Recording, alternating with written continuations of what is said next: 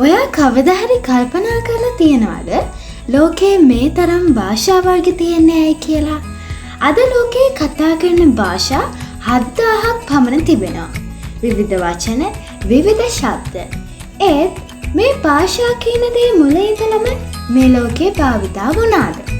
බයිබලය අපිට ඒකට පිළිතුරක් ලබා දෙනවා. සිත් ඇදගන්නා සිළු කතාවක් බයිබලයේ උත්පත්ති 11 වන පරිච්ඡේදයේ අපිට හමු වෙනවා. ඒ කාලේ මුළු ලෝකෙටම තිබුණේ එකම භාෂාවක්. හැමෝම කතා කළේ එකම වචන.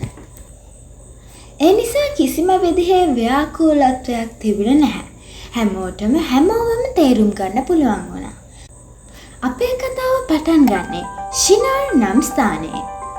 මිනිසුන් මේ ස්ථානයේ රැස් වෙලා ඉද්දී එයාලට හරිම නිර්භීත අදහසක් ආවා. ඔවුන් මෙහෙම කිව්වා.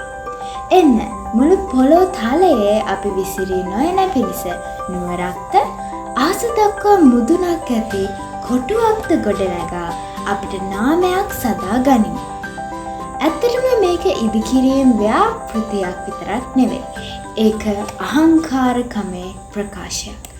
මුළු පොළොව පුරා විහිදෙන එක දෙවියන් වහන්සේගේ කැමැත්ත කියලා දැන හිටියත් ඔවුන් ඒකට විරුද්ධව වැඩ කරන්න තීරණය කරා. ඔවුන් තමන්වම උසස් කරගන්න උත්සාහ දැරුවා. ඉතින් ඔවුන් වැඩ ආරම්භ කළා. ගඩොලෙන් ගඩොල ටිකෙන් ටික ඉහළට ආස දෙසට විහිදෙන කුළුණක් ඔවුන් හදන්න පටන් ගත්තා. ඒ දෙවියන් වහන්සේ ඔවුන් කරන දේ දැක්කා. කුළුණ පමණක් නෙවෙයි, උන්වහන්සේ ඔවුන්ගේ හදවත් මොන වගේද කියලා දැක්කා. ඔවුන් එකට වැඩ කළා. ඒත් අහංකාරකමින් පිරී සිටියා. එකිනෙකාට ලං වී වැඩ කළා. ඒත් දෙවියන් වහන්සේගෙන් එන්නම ඈත් වුණා. ඒ නිසා දෙවියන් වහන්සේ මේ දිට මැදිහත් වුණා. උන්වහන්සේ උන්ගේ භාෂාව අවුල් කරලා දැම්මා. ඒ කියන්නේ හදිසියෙම ඔවුන්ට තව දුරටත් එකිනෙකා තේරුම් ගැනීම නොහැකි වුණා. ඔවුන් විවිධ භාෂාවලින් කතා කරන්නට පටන් ගත්තා. ඔවුන් නියපුණු ඒ එකමුතුකම බිඳී ගියා. ගොඩනැගිල්ල සෑදීම නැවතුණා. නැවතත් දෙවියන් වහන්සේගේ අරමුණ ඉටු වෙන්නට පටන් ගත්තා. ඔවුන් පොළව පුරාම විසිරී ගියා. ඉතින් මේ ස්ථානයේ බයිබලය හඳුන්වන්නේ බාබෙල් කොත ලෙසයි. ඒකට හේතුව මේ ස්ථානයේදී දෙවියන් වහන්සේ ඔවුන්ගේ භාෂා අවුල් කළ නිසායි. ටිකක් හිතලා බලන්න. මේ කතාව අපිට භාෂා ගැන කියලා දෙනවට වඩා වැටියමක් ගැන උගන්වනවා. අපේ හදවත ගැන.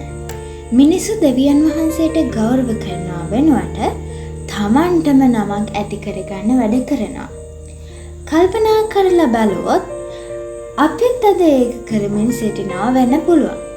අපි අපේම කුළුණු ගොඩනගා ගැනීමට උත්සාහ කරනවා. මේ විදිහට අපි අපට සියල්ල ලබා දුන්න දෙවියන් වහන්සේව සුළු කරනවා. ඒ දෙවියන් වහන්සේගේ කැමැත්ත වෙන්නේ අපි අපිවම උසස් කර ගැනීම නෙවෙයි, උන්වහන්සේට මහිමය ලබා දීමයි. අපි මේ දේ මතක තියාගමු. අපි අහංකාරකම මත අපේ ජීවිතය ගොඩනගා ගත්තොත් අවසානයේ අනිවාර්යෙන් අපි කැඩී වැටෙනවා.